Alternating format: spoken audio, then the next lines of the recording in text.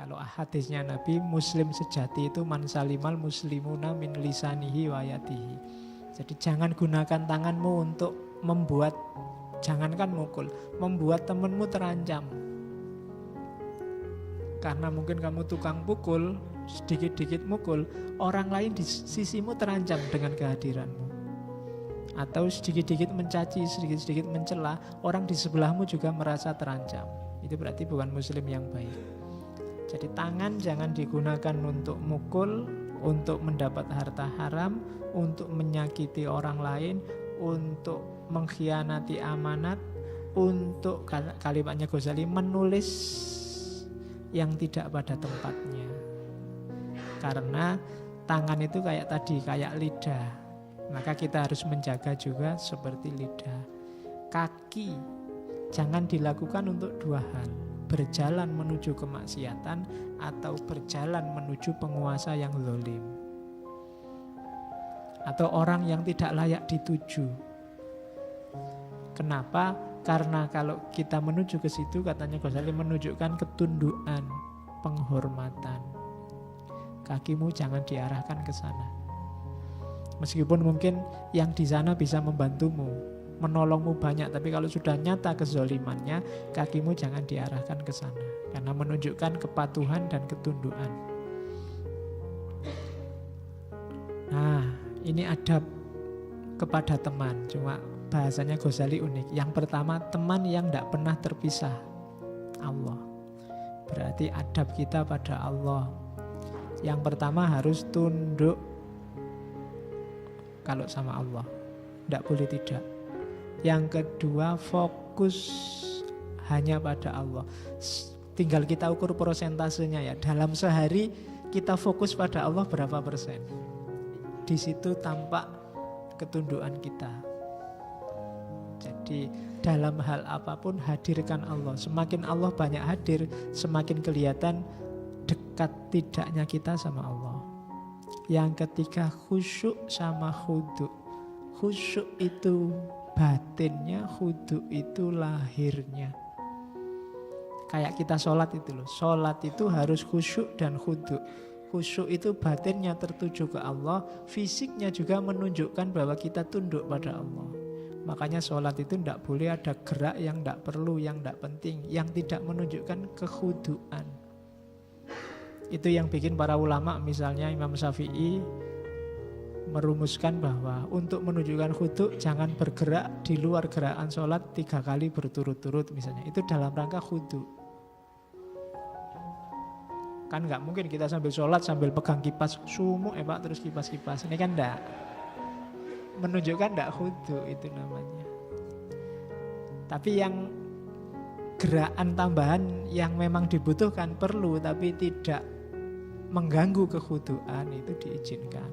Kalau ada nyamuk pelan-pelan kita usir misalnya sekali. Tapi ya jangan ngusirnya dengan menunjukkan yang tidak khudu'. Misalnya sebelum diginiin terus wah pipi mulus-mulus dianuinya. Pokoknya tidak khudu' itu namanya, tidak konsentrasi sama sholatnya. Bahkan tidak harus 3, sekali gerakan sekalipun kalau menunjukkan tidak khudu' ya batal kan sholatnya. Kamu sholat tiba-tiba ngangkat jari tengah, wah gitu ya. Ya batal, masa lu kan cuma sekali loh Pak, belum 3. Iya, tapi ya gerakanmu begitu. Menunjukkan tidak khudu. Di hadapan Allah jangan macam-macam, kan itu namanya khudu. Kalau khusyuk batinnya harus selalu madhep sama Allah. Terus segera. Kalau ngerti ada perintahnya Allah, segera. Apakah itu yang ibadah mahdoh atau yang hoiru mahdoh? Yang ini Allah senang loh, segera. Jangan ditunda-tunda. Sopo ngerti sebentar lagi ada halangan. Mau sholat, nanti saja. Sudah mau ngangkat, ada tamu. Itu kan salah dewe, mau tidak segera. Akhirnya sholatnya kesusu-susu karena ditunggu tamunya. Karena sejak tadi tidak segera. Segerakan. Mau nulis, besok aja. Besok aja. Alah besok sudah presentasi akhirnya. Ya wis lah sak dadi-dadine. Karena enggak segera. Untuk kebaikan segerakan. Terus termasuk kebalikannya, segera meninggalkan larangan. Kalau kamu ngerti itu dosa, segera ditinggalkan. Begitu ada kesempatan, cepet-cepet ditinggal. Begitu kamu sadar, waduh kayak gini salah, sudahlah. Nah itu segera melaksanakan perintah, segera meninggalkan larangan. Gak usah nunggu, Pak masih muda Pak, nanti aja lah Pak tobatnya kalau sudah. Enggak, gak usah nunggu, sekarang. Kalau memang kamu sudah sadar itu salah, segera ditinggalkan, berusaha untuk meninggalkan. Terus tidak menolak takdir. Cirinya apa? Tidak gampang mengeluh, tidak gampang protes. Ya Allah, mengapa kok begini, mengapa kok begitu? Itu namanya sambat, tidak usah. Ridhoi saja apa keputusan Allah. Insya Allah nanti Allah meridhoi kita. Tidak gampang mengeluh. Kemudian ya senantiasa berzikir dan berpikir. Mulut kita fokus pada Allah, batin dan pikiran kita juga fokus pada Allah. Terus mengutamakan yang hak atas yang batil, itu pasti. Terus putus asa dari makhluk, tidak menggantungkan sisi hidup kita yang manapun pada makhluk. Semuanya kita gantungkan pada Allah. Bahasa lainnya putus asa dari makhluk. Sudahlah, tidak usah minta apapun pada yang selain manusia. Langsung selain Allah, langsung atau tidak langsung. Semuanya mintalah pada Allah. Itu putus asa dari makhluk. Terus risau, selalu malu karena merasa Allah selalu melihat kita. Terus tenang. Kenapa tenang? Karena kita punya Allah. Kalau kita merasa punya Allah, apa sih yang bikin kita galau? Kan tidak ada. Semuanya sudah atas skenarionya Allah kok. Gak bikin sumpek. Kayak kita nonton film itu. Kita nonton film itu kan tidak kaget. Ada orang dibunuh, biasa film, ada sutradaranya. Ini loh ada pembantaian di film, kan biasa aja kamu kan. Iya film, tenang aja, itu tidak beneran ada sutradaranya. Hidup kita juga begitu, ada sutradaranya. Tidak usah galau, sudah ada yang ngatur. Tidak usah kagetan, tidak usah panikan. Hidup ini ada sutradaranya. Kalau kamu sadar kayak kamu nonton film itu loh. Nonton film horor kaget-kaget. Tapi kan biasa ya, memang film horor dibikin kayak gitu sama sutradaranya. Masa kamu nonton film horor, ya Allah semoga film horor ini tidak menakutkan, ya enggak. Ya film horor ya mesti menakutkan. Memang dibikin begitu, tapi kan kamu enggak sampai begitunya karena kamu tahu bahwa itu diatur oleh sutradaranya. Nah, apapun yang kamu alami dalam hidup ini, ingatlah itu sudah diatur oleh sutradaranya. Jadi enggak usah terlalu panik. Itu rumus selanjutnya. Maka tenanglah. Kalau ada yang tanya, Pak gimana ya Pak caranya bisa tenang? Ingatlah selalu bahwa hidup ini ada sutradaranya. Sudah ada yang ngatur. Terus yang terakhir tawakal. Tawakal itu ya monggo apapun yang terjadi serahkan kembali pada Allah. Sukses gagalmu, senang susahmu, serahkan kembali pada Allah. Itu namanya tawakal. Terus ini adabnya seorang alim. Saya tidak jelaskan detail, ini mirip-mirip sama taklim, mirip-mirip kayak di adabul alim wal muta'alim. Yang pertama, guru itu kalian semua insya Allah pada saatnya jadi guru. Paling tidak buat putra-putrinya besok. Harus sabar, santun, tawadhu. Tawadhu itu tidak merasa besar. Santun itu lemah lembut, tidak kasar. Dan sabar. Rumus pertama selalu harus sabar. Guru tidak akan sukses kalau tidak sabar. Terus tidak takabur. Cuma Ghazali ngasih tambahan rumus, kecuali pada yang zalim dengan tujuan menghapus kezalimannya. Kalau ada orang sombong, sekali-sekali kamu tunjukkan bahwa dia tidak paling tinggi. Saya loh ngerti ini, Allah itu sudah tak pelajari 10 tahun yang lalu misalnya. Itu jalan biar dia tidak sombong lagi. Itu katanya Ghazali boleh. Jadi kecuali pada orang yang zalim, yang kita pinginnya dia tidak sombong lagi, biar dia sadar yang di atas dia banyak. Makanya ada ulama yang bilang bahwa sombong pada orang sombong itu sedekah. Susah ya. Maksudnya apa? Dalam rangka biar dia nggak sombong lagi, kita tunjukkan bahwa ada yang lebih tinggi atau saya lebih tinggi dari kamu. Wah, alhamdulillah saya sudah khatam kitab ini. Wah, saya khatam itu 10 tahun lalu. Oh, itu kan sombong di atas sombong. Biar dia ngerti, enggak. Kamu jangan sombong. Yang di atas kamu banyak. Tujuannya itu tidak semata-mata untuk membesarkan dirinya. Jadi tidak takabur yang jelas sikap dasarnya. Kalau ada orang takabur dan kamu bisa menasehatinya dengan menunjukkan bahwa dia tidak yang paling besar, kamu boleh melakukan itu, katanya Ghazali.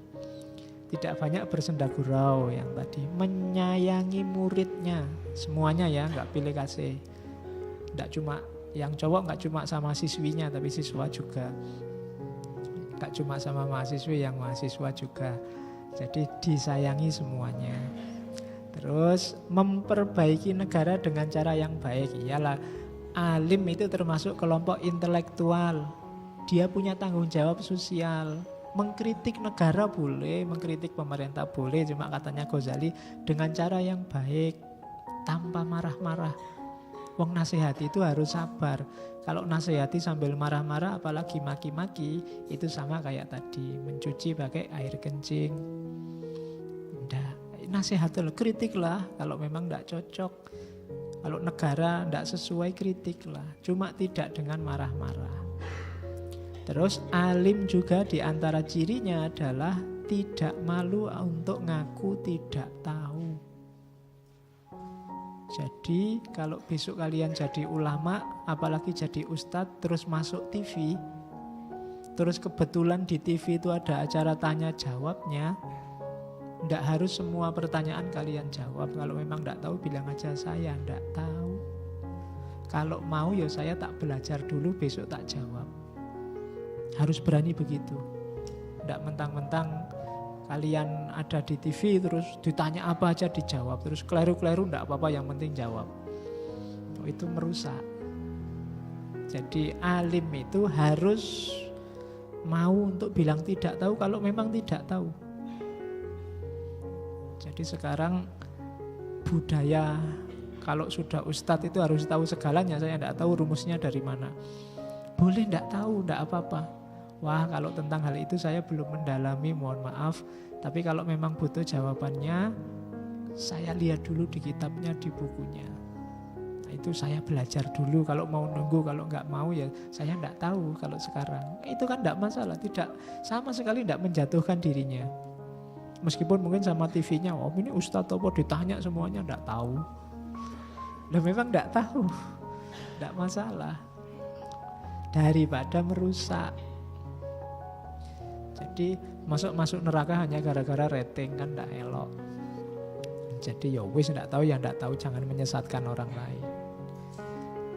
Oke, terus ya kalau ditanya ya dijawab kalau bisa, memperhatikan dan memahami.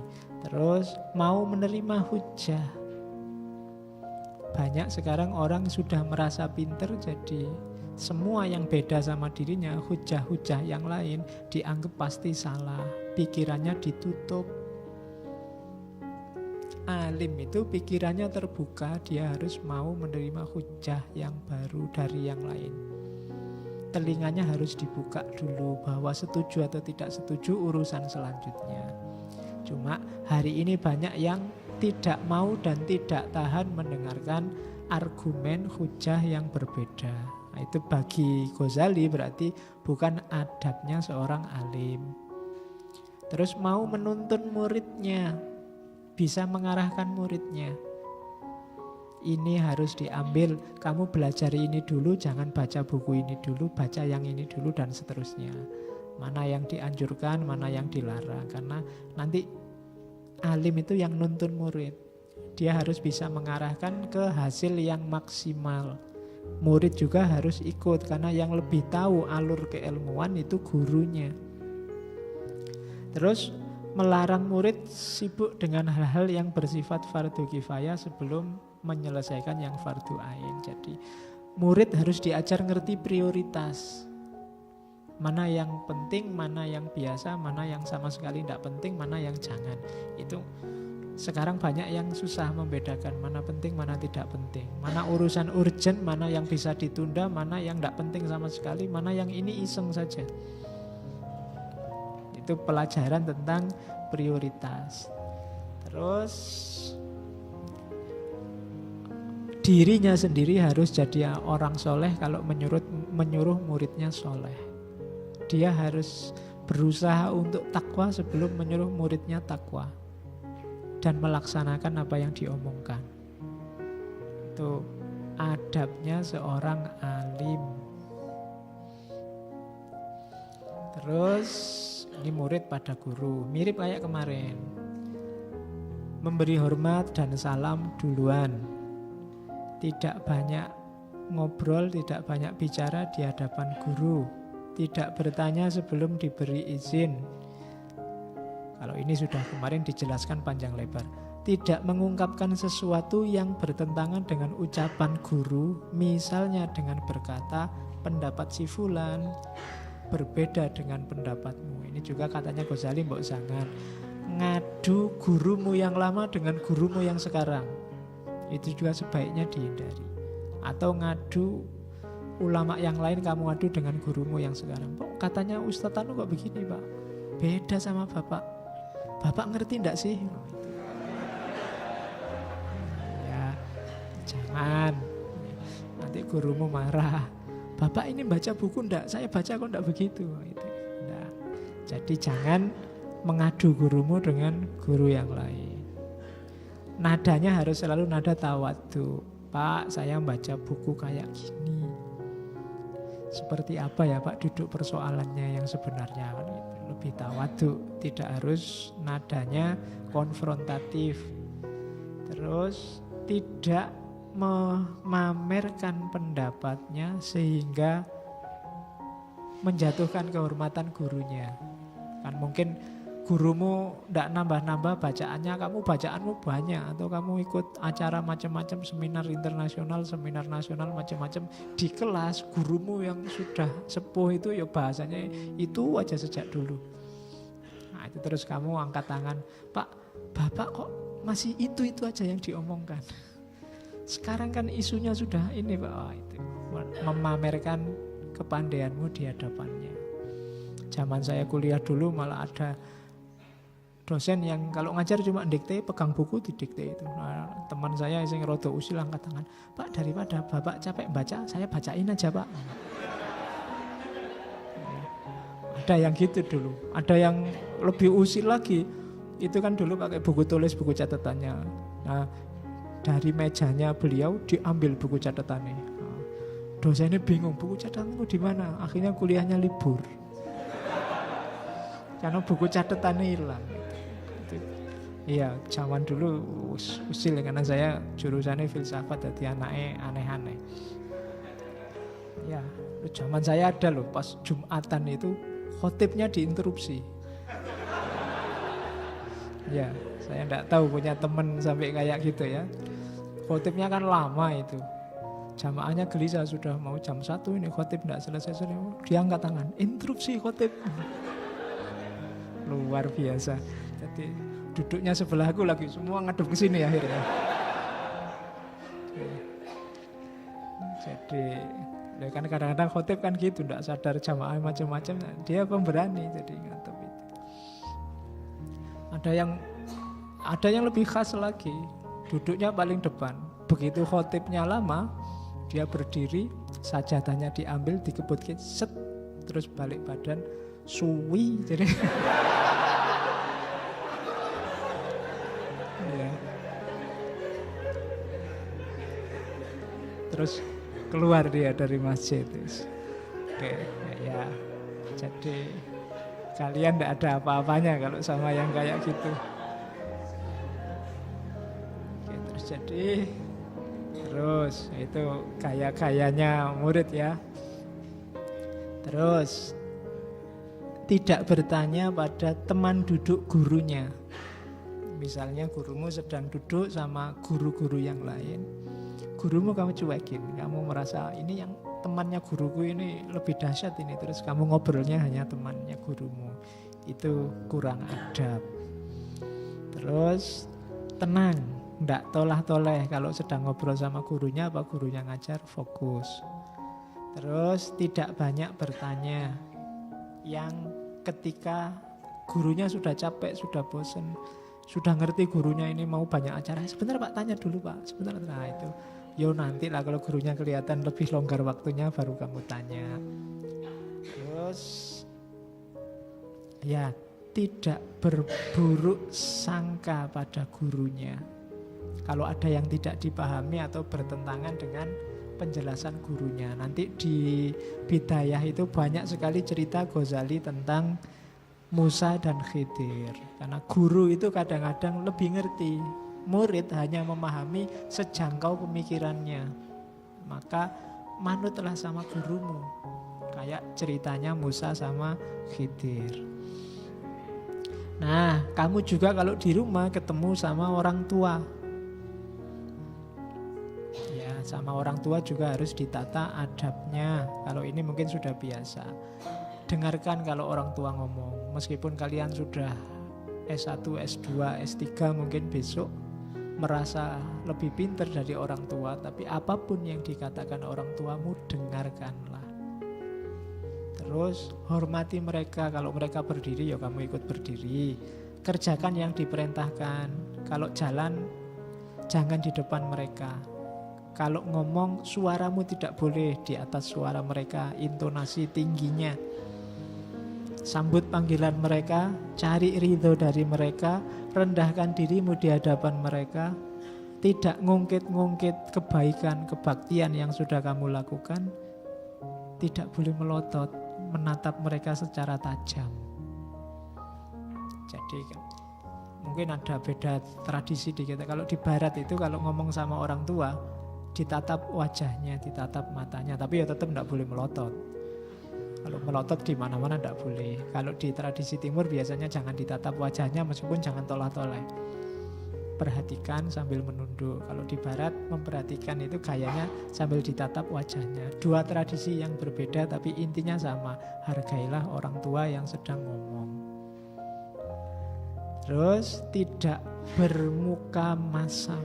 Apapun situasinya, meskipun kiriman padamu telat, meskipun kamu minta beli motor nggak dibeli-beliin, meskipun jangan sampai ngomong nggak enak, bermuka masam apalagi di depan mereka. Oke, jangan salah, galaunya orang tua 2 kali lipat ketika mereka tidak bisa memenuhi keinginan anak-anaknya. Jadi bukan kamu aja yang sumpek, mereka juga sumpek. Tapi mereka tahu apa yang terbaik buat dirimu. Jadi tidak boleh memasang muka masam, tidak boleh mengangkat suara lebih tinggi dari mereka. Kemudian tidak melakukan apapun keputusan yang besar-besar tanpa seizin mereka. Ya meskipun tidak harus lebay, yang kecil-kecil ya kamu ngerti sendirilah. Tidak harus tiap kali mau ke warung, Pak ini warung mana yang saya harus ya.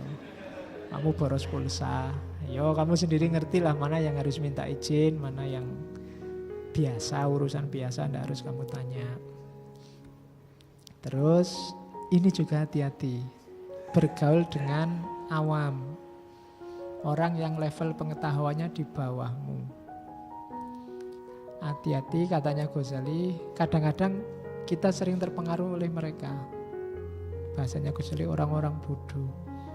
Orang bodoh yang sok tahu. Ini kan kita sering terlibat pembicaraan, terlibat obrolan sama mereka.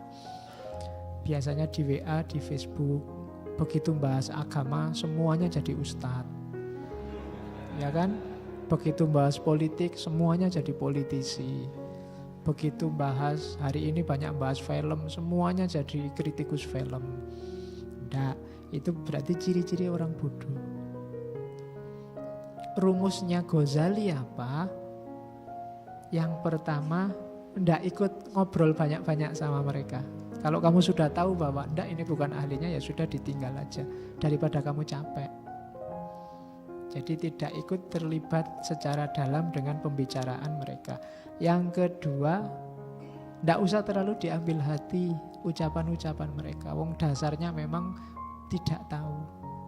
Itu kalau dalam klasifikasi Ghazali kan, ini orang tidak tahu yang tidak tahu kalau dia tidak tahu. Sehingga dia merasa tahu, padahal dia tidak tahu. Itu orang paling bahaya di dunia. Nah, ya, karena dia berfatwa dalam ketidaktahuannya, memvonis orang dalam ketidaktahuannya, menilai orang, menjatuhkan orang dalam ketidaktahuannya. Hari ini banyak yang kayak gitu. Jadi orang layadri walayadri annahu layadri. Orang yang tidak tahu dan tidak tahu kalau dia tidak tahu. Maka kita kalau tidak bisa menasihati dan menyadarkan mereka, jangan terlibat banyak sama mereka dan tidak usah terlalu diambil peduli kata-kata mereka. Terus tidak usah terlalu diambil hati kata-kata buruk mereka. Terus jangan sering-sering ketemu.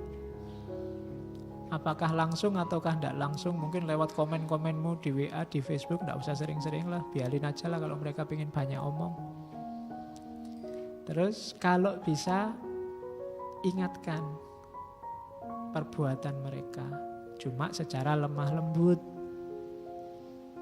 Kalau sudah diskusinya tidak karu-karuan, yang nggak ngerti semua ngomong, ya ayo kita belajar lagi semuanya, siapa tahu nanti nemu yang benar, atau kita tanya, nyari bahan yang lebih benar dan seterusnya.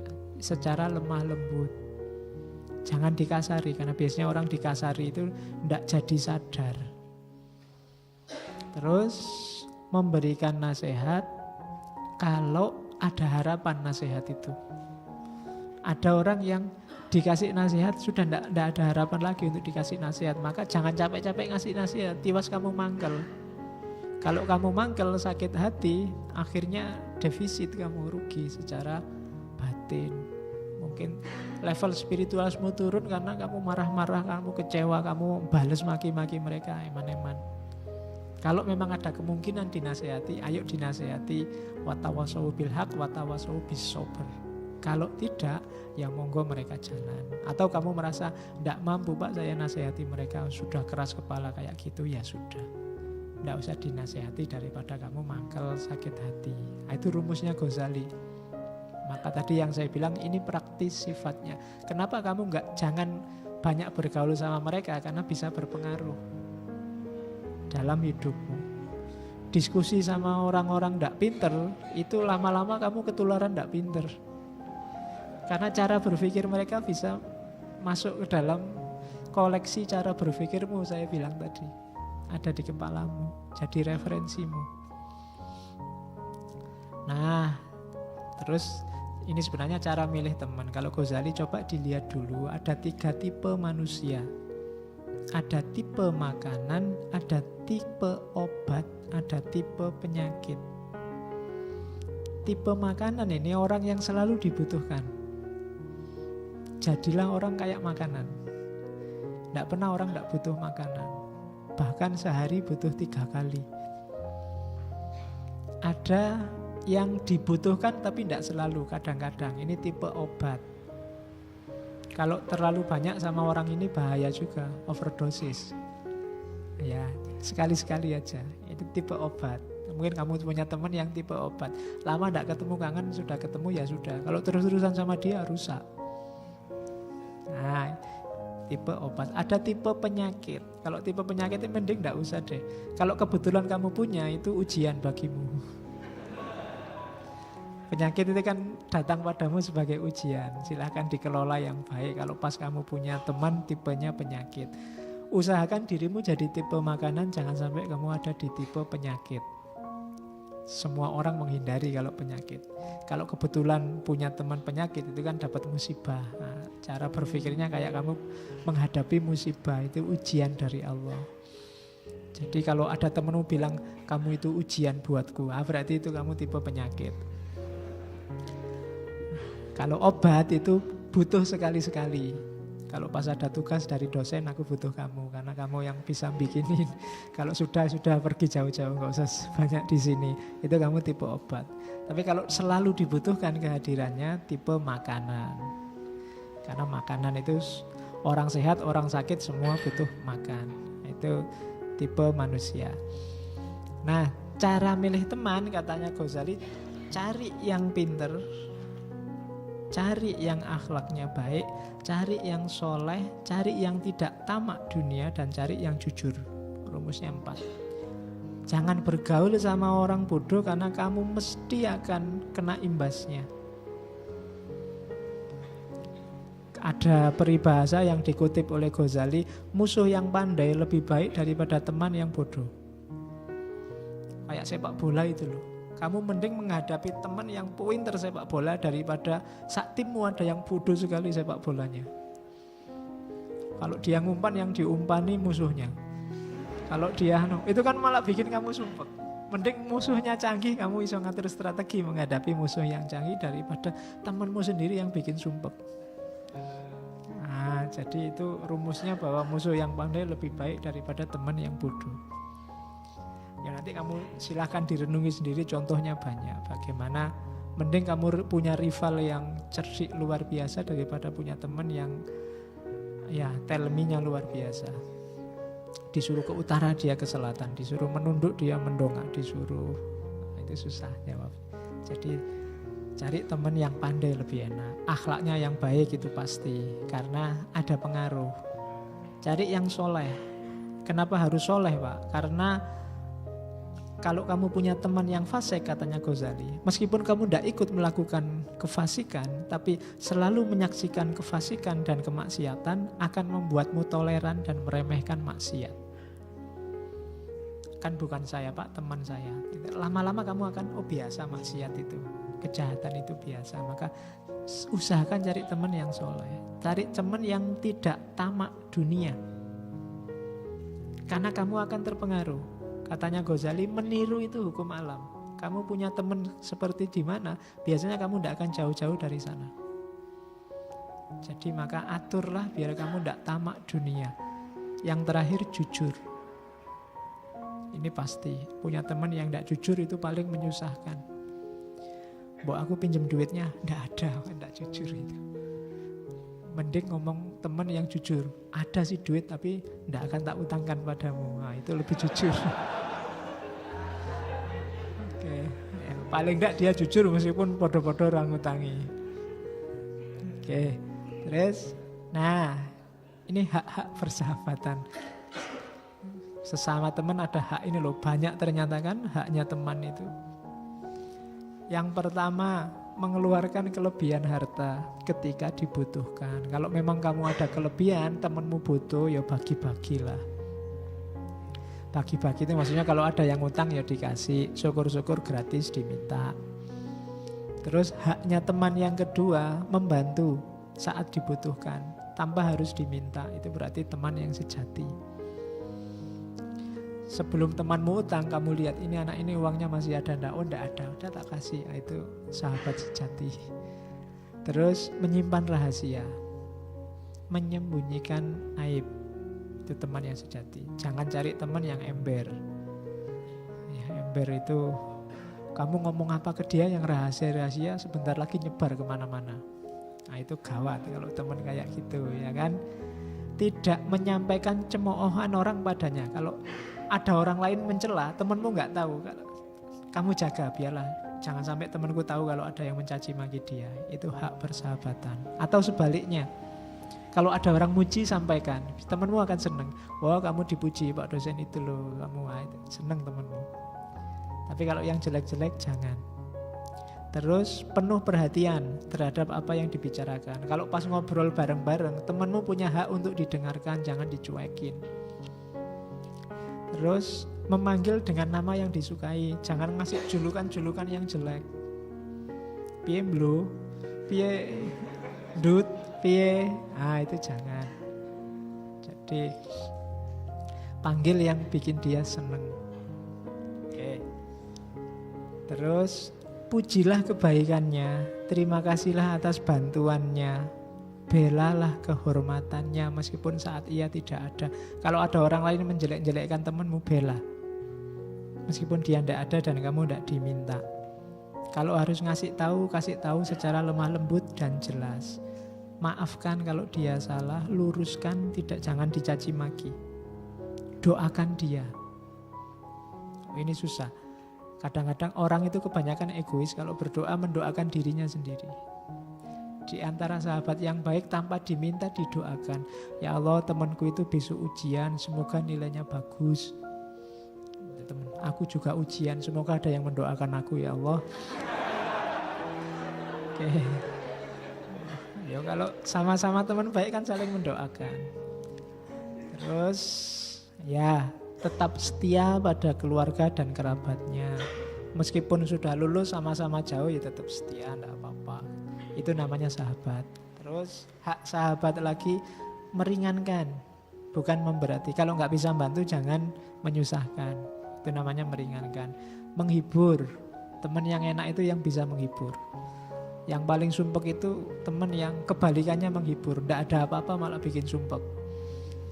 Senengannya nakut-nakuti. Waduh kalau kayak gitu. Kamu pilek ya? Waduh, temanku pilek opname 7 hari kemudian. Nah itu bikin susah. Diringan-ringankan, dihibur. Anda apa-apa cuma pilek aja sudah biasa. Itu kan meringankan. Menampakkan kebahagiaan atas kemudahan yang didapatkan temannya. Tidak malah bikin susah. Loh kok kamu nilaimu bagus, sudah adil. Aku nilainya kok jelek. Padahal itu enggak. Bikin temanmu jadi galau, padahal dia maunya gembira dapat nilai bagus. Tampakkan kamu bahagia, sedih atas hal buruk yang menimpa. Kalau temanmu nilainya jelek, ya ikut berbelasungkawa bahwa semester ini kamu nilaimu jatuh. Jangan malah diketawain. Nah, rasain. Sudah dibilangin sejak dulu suruh belajar, enggak mau. Enggak. Dihibur kalau pas sedih ya. Nanti kalau mau nasihati belakangan. Jangan sekarang pas lagi sedih-sedihnya. Menyembunyikan apa yang dia sembunyikan. Mungkin kamu ngerti rahasia temanmu yang dia sembunyikan, ya kamu juga harus menyembunyikan. Itu haknya sahabat. Balapan mengucap salam, mendahului mengucap salam. Melapangkan majelis. Melapangkan majelis itu contohnya kayak ngaji ini. Kalau di tiang yang sebelah sana biasanya yang duduk di situ temanku itu, meskipun enak biarlah temanku aja tak tunggu biar dia sampai duduk di situ. Itu melapangkan majelis, tidak malah rebutan. Terus membantunya ketika berdiri. Ini kalau temannya nggak bisa berdiri sendiri ya, nanti diam-diam kamu bantu.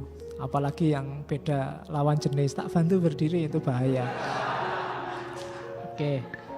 Terus ya kalau ngomong tidak tawuran, gantian, diam kata temannya ngomong. Intinya apa katanya Ghazali? Perlakukan temanmu sebagaimana engkau senang diperlakukan. Kamu ingin diapain, seperti itu perlakukan temanmu. Oke, terakhir, ini kalimat terakhir. Tadi kan di awal Ghazali bilang introspeksilah, coba tanya dirimu. Bagian akhir dia ngomong, jika engkau merasa berat dalam melakukan berbagai pelajaran di atas, lalu mengingkarinya, dan engkau berkata pada dirimu sendiri.